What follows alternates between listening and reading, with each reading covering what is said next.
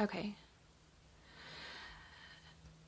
So this message is going to be maybe similar to one or two that I have posted before, but the Lord brought it up today again, and so I believe He is wanting to remind us, or maybe some of us are going through a situation right now that is similar. So, the Lord says, when someone hurts you, when they do you wrong, do not allow the flesh to rise up and to repay evil for evil. Okay? Our impulse is to get angry or to get upset and to lash out. The Lord wants us to remain blameless. He says, do not repay evil for evil. It is He who deals with the evil actions of men. Okay? Our job is to forgive, and to forgive quickly. He says, forgive quickly. Okay? And give it over to Him, and He will deal with it. The Lord says that He does not want you to curse them with your mouth. He does not want you to curse them in your head, and He does not want you to curse them in your heart. It is very important to forgive quickly before that emotion festers and gets rooted inside your spirit and heart, okay? Because it's harder to pluck up when it's rooted. So, right when this happens, when someone hurts you, make a conscious decision to forgive and to give it to God, and to not curse them in any way, okay? The Lord wants you to remain blameless. He says that they are already at blame, and He has to deal with that. Do not put yourself in the position where you are at blame also, because He will have to deal with that too. Okay? He sees that you are hurt. He does not want you to sin to add on to that, okay?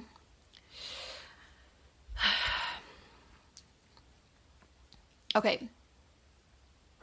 So He wants me to clarify the difference between venting and cursing someone, okay? He says that it is okay to speak to people about what has happened. He says that it is okay to speak to someone that you trust in the Lord about what has happened, okay? He says, when He corrected me just now, He said not people, because He doesn't want any kind of gossip or any kind of He doesn't want anything to start that will spread out to other people, okay? So if you have to speak to someone about what has happened, you go to someone who you trust in the Lord, who you can speak to in confidence, okay? Don't be telling everybody, okay?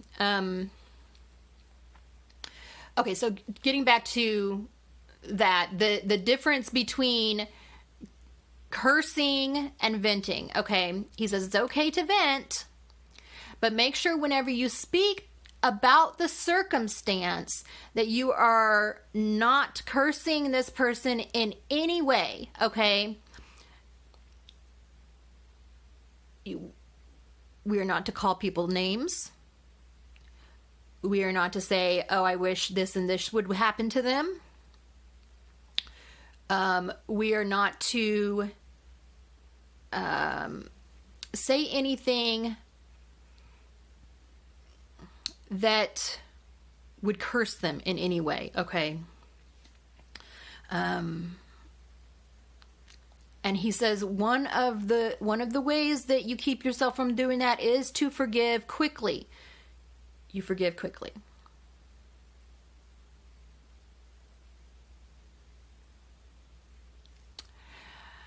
He says in some circumstances, when the relationship has been cut off, okay, and he is calling you to forgive them,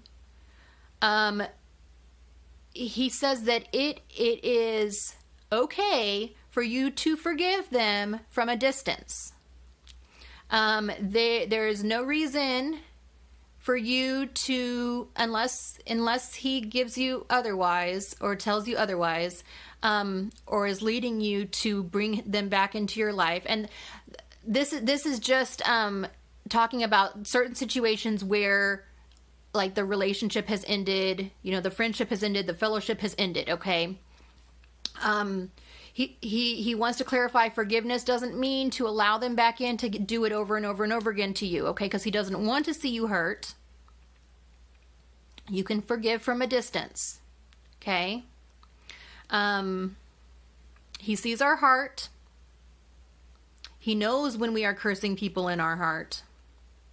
And he wants us to refrain from it, okay? He gave me Psalm 37. And he is saying that for those of you who are dealing with this right now, go read the whole chapter of Psalm 37. Okay, I'm just going to read a little bit of it, starting in verse 7. Be still before the Lord and wait patiently for him. Do not fret when men succeed in their ways, when they carry out their evil schemes. Refrain from anger and turn from wrath. Do not fret. It leads only to evil. Okay, so that's why he says be very quickly to forgive, okay? Or else it will lead to evil, because it will get rooted inside of your heart. And then it will spring forth into evil words and actions, okay?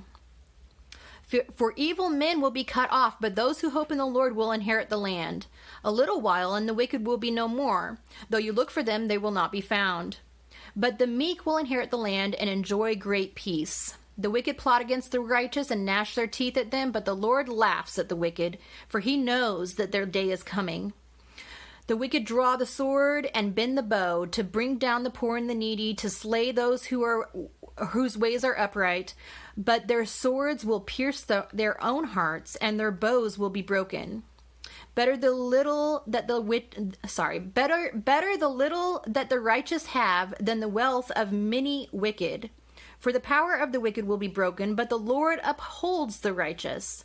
The days of the blameless are known to the Lord, and their inheritance will endure forever. So again, he says he wants you to be blameless.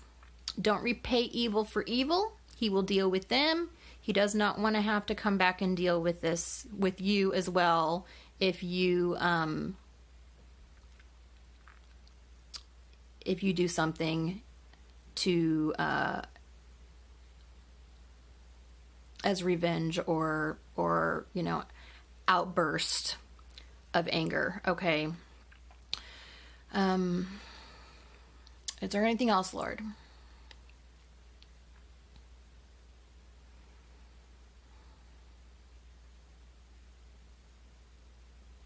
He says this applies to small and large things, okay? Because even the small things can fester, okay? So forgive quickly. Make a conscious decision to forgive quickly, even with the small things, so that later on it doesn't bubble up, okay? Okay, that's it. I love you.